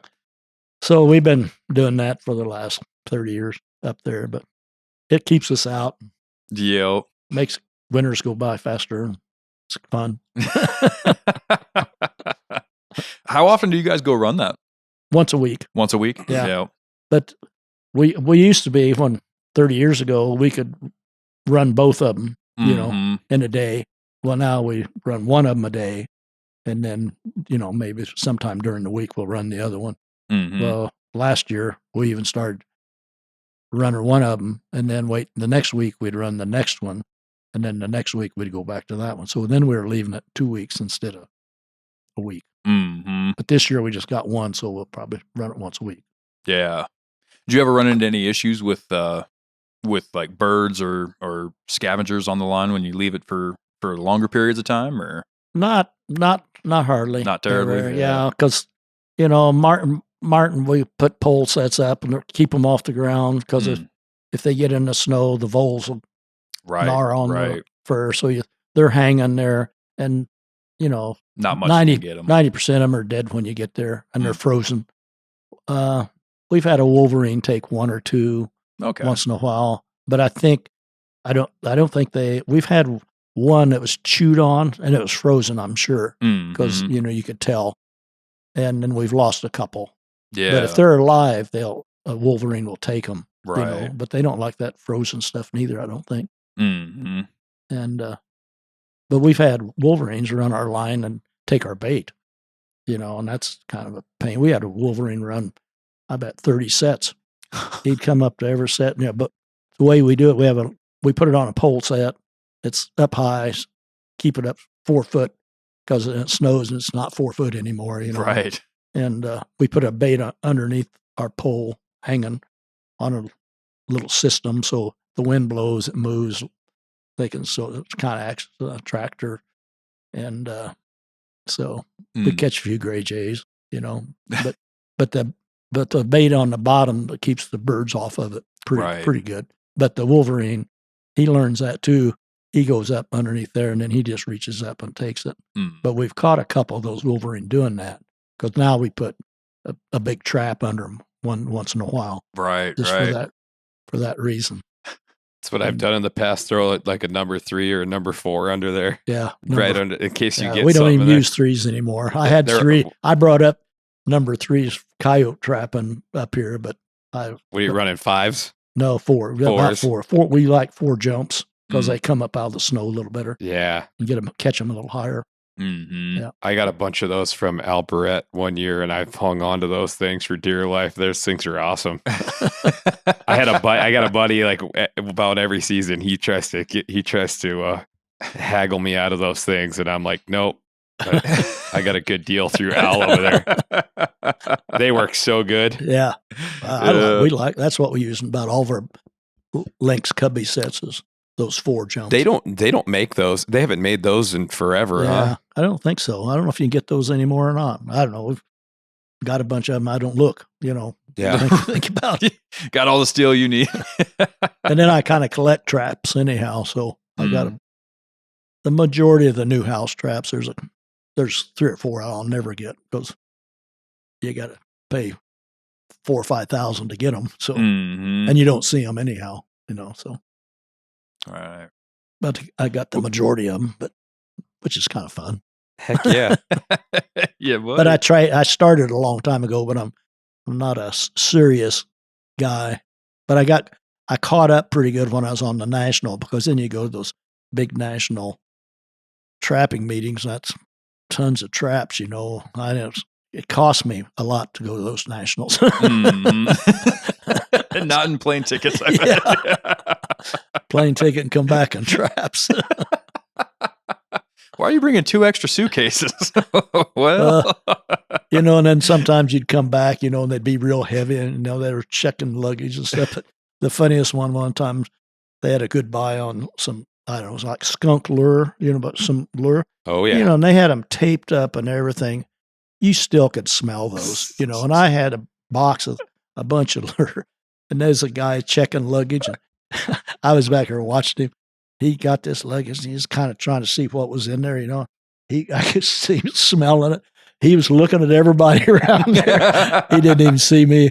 I was laughing back there, he was smelling that. He finally just pushed it aside and let it go. Oh, He thought, what has this guy got? I brought some Gusto in this morning, and I was thawing it out, and it started smelling. I had gone and done some stuff around through town, come home, and my whole house smelled like Gusto. Oh. And so I opened the windows, stuff, kicked the heat up, let it breathe, and I'm like, oh, it's pretty good. And I come home, my wife, she's like, what'd you have in here?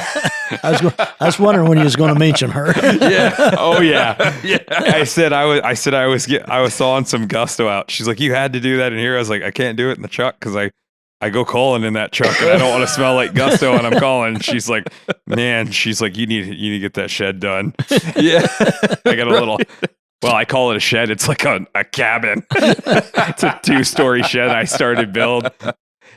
It basically is. She can't wait till I got that done, and I don't blame her. But yeah, and that's funny. I walked back in there and I smelt it. I'm like, I wonder if she smelt it. First thing she said, "Oh man, that stuff is so strong." And you've gone halfway nose blind to it, and you guys got me telling stories. But on the Tananaw, because we'd catch wolves, and and my cousin was a coyote trapper in Kansas, and so I come up with some 3s. And that was back when early trapping, and I was using 3s. And I had a trail set, but I really had it set for, a fox, is what I was planning on. But I had a long pole drag, probably a 6-foot pole, and I had it tied to the drag with that number 3. And a wolf came off of the river, stepped right in the middle of that number 3, and leaped out of there, pulled the drag out, and probably went about 6 or 8 feet over in the snow. wow. And when we got there, the trap was there. You could see what happened. You see his tracks and everything. Got out of the trap, walked right on down the trail. I got that trap, and it was a number 3 Victor, and so double spring. You could take your fingers and push the spring down like this. So where the U was, he chewed that down so much on that he took the temper out of it, I guess. So I sent it to my cousin and told him what happened. And he took it, and he was a buddy of some of the Victor guys, because then Victor bought them out. And, not Victor, bought them out, Northwoods, or somebody else bought them out.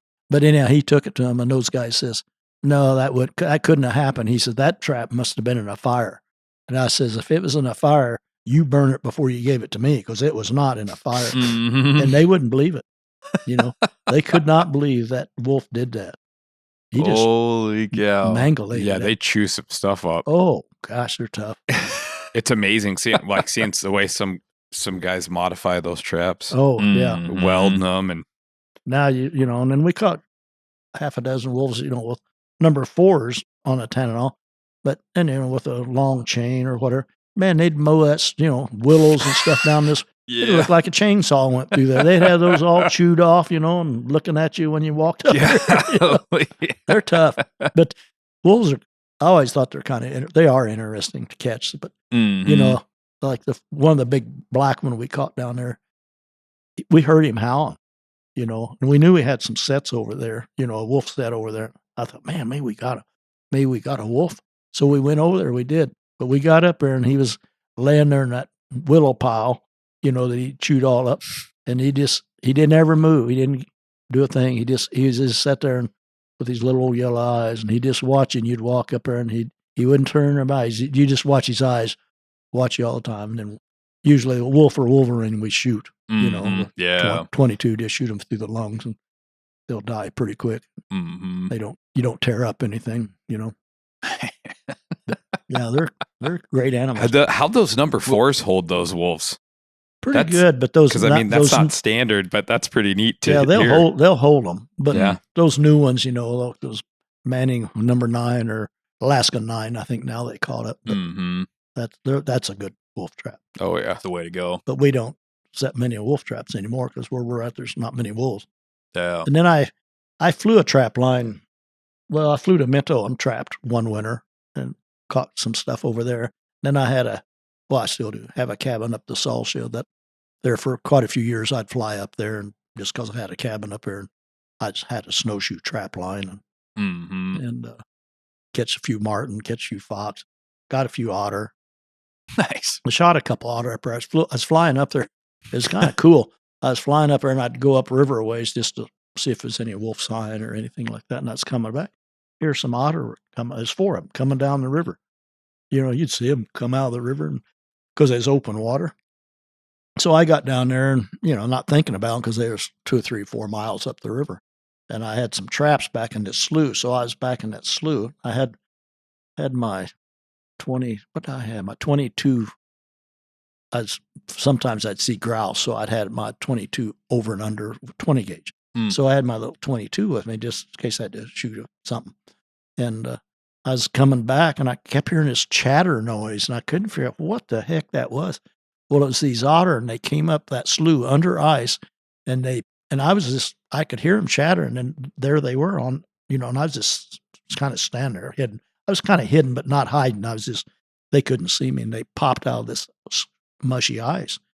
And there's one, here come another one, and here come all 4 of them. Well, they're around this hole, and I thought, how can I get these? I was wanting to get all 4 of them with my single shot.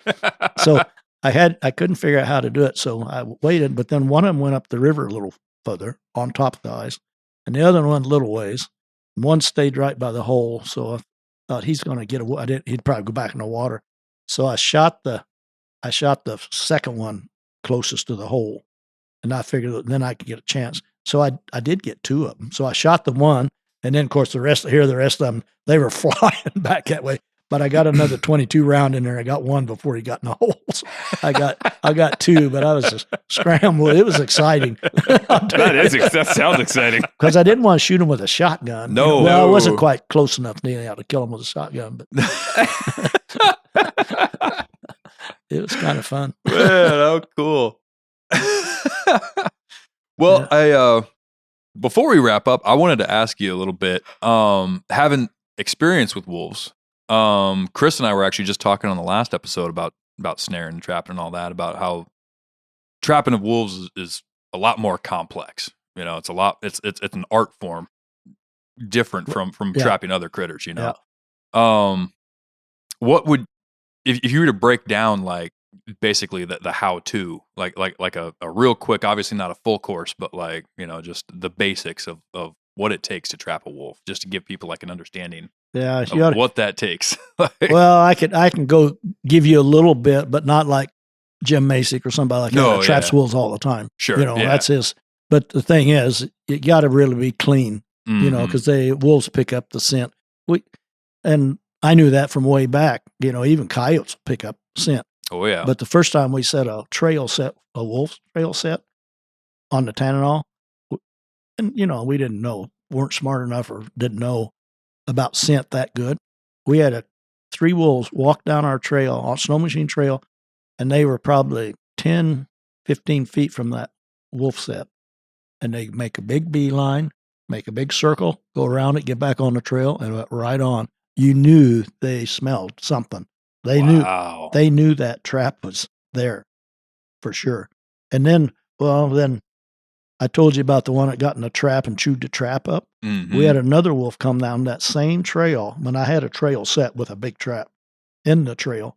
And this wolf was walking down. I thought, man, when I was coming on a Snow Machine, I thought, man, we're going to get him still on the trail. There's a trap up there, just around the next bend. And there was. That wolf walked. It was amazing. He walked right up like, here's the trap. He walked up there, and the next step, he would have been in it. But he didn't take the next step. He backed out of there about 4 or 5 steps back, went around like that, went right on. I mean, it was amazing. Wow. So you really got to keep stuff boiled, clean gloves, and then, I've caught a few. I caught one, but it was clean, and I had a good trap, a big trap, and they'd been on our trap on the Kuskokwim. They'd been on our trail a couple different times. They'd come through there about every 3 weeks, and they'd take a shortcut, that we didn't take because it's kind of brushy. They'd step off of that trail in the same spot every time. And about the second time they did, I went and got a trap, wolf trap, went back there, set that trap right in that step hole that they stepped in, and I caught him the next time they came through. And I put a snare just in case I missed him down there, and I caught another one with the snare. So really, that worked out good. But trapping's they're neat, but you just got to keep everything really clean. Mm-hmm. Don't disturb anything, like nothing's there. Walk in from behind. And just if you get them using your trail, like he was talking Tuesday. Like of not Ridge, where he said they went all the time, and he was getting the right spots. You can get them. Mm-hmm. But you got to keep it clean. Yeah. That's the one thing I've always heard too is and have good gear. I mean, good enough traps. Yeah, strong enough gear. Yeah, to hold them. Good night, man. Would you say you've had more luck with them in footholds or with snares? I got to think about that. Well, snares work out the best if you can find a kill or something like that, because you can, if you do it right, you can get more than one. Mm-hmm. Where a trap you're not. Usually you get one, that's all you're going to get. Mm-hmm. Where snares you can get multi traps. Yeah, I think Macy got something like 10 or 8 or 10 one time, and one moose kill or something. Big pack came in there, and I thought, oh. Good night. But there's some good wolf trappers up here in the interior. Oh yeah, but they got some experience. Mm-hmm. That's what it takes, like anything. Yep. So, dedication. Yep. And what's the other thing we always call it? Brute force and ignorance. Yeah, a little bit of that. Too dumb to quit. Too dumb to quit. That's part of it. So, but I don't know. That's I kind of enjoyed this. It's kind of fun. Yeah. I'm not the big BSer like some of these guys, but you got me kind of wound up. I know Chris can tell a lot of stories. I've heard some of his stories. Yeah, I know. It's funny because I've done some work for you here in the past, and my wife, I'm like, yeah, I'm going to work for Henderson. She's like, oh, I'm not going to see you I ain't even going to see you tonight, because she knows I'll just sit and pick your brain and chat with you, and it's funny. Yeah, but yep. Man, well, I know you said you weren't, but I appreciate all the storytelling you've done tonight. Coming in here, sitting with us, this has been awesome, man. Hearing your adventures and your stories, dude. What a life you've lived. Absolutely. Well, if you've been here long enough, you can have a few stories if you get out. Just got to get out and do it, you know. Right. You know, that's half of it. Yep. Can't catch them if you're not out there. Yeah. Yep. Can't call them if you're no one's out there to listen. Yes, sir. Mhm. Got to be some around too. Yeah. Yeah. What's the other thing we say? You got a better chance in a bad spot than you do on the couch. Yep. So, all right. Well, we're going to wrap up with this episode. For everybody listening, thank you so much for hanging in there with us. Remember, if you like what you hear here, make sure you share it with a friend, send it off to somebody, and give us a rating and a review. Written reviews go a long way in helping people find the show, and 5 stars is always best with the review. We've got the website. If you have any questions for us, we have the contact button there right on the website, thenorthernhunter.com. We also have a shop page there with some merch. You can get hoodies, t-shirts, hats, all the good stuff. And a partners page there with a bunch of companies that have decided they like what we're doing. They want to help sponsor us. So they've got discount codes for you if you'd like to go buy some quality outdoor gear. It's all hunting, outdoor related. And if you shop with them, use the code. It helps them out grow their business, and it helps us grow our business too. So, Richard, I really appreciate it again. Thank you so much for sitting down with us. Yes, and sir. sharing your evening with us. Thanks for the offer. Oh, yeah. Thanks so much. I know I've been bugging you for He's a long time. been bugging me for a couple of years. I appreciate you. No, this has been an absolute pleasure. And to all our listeners out there, till next week, get out there, get after it. Good luck. We'll see you there. Got to be there. Get out.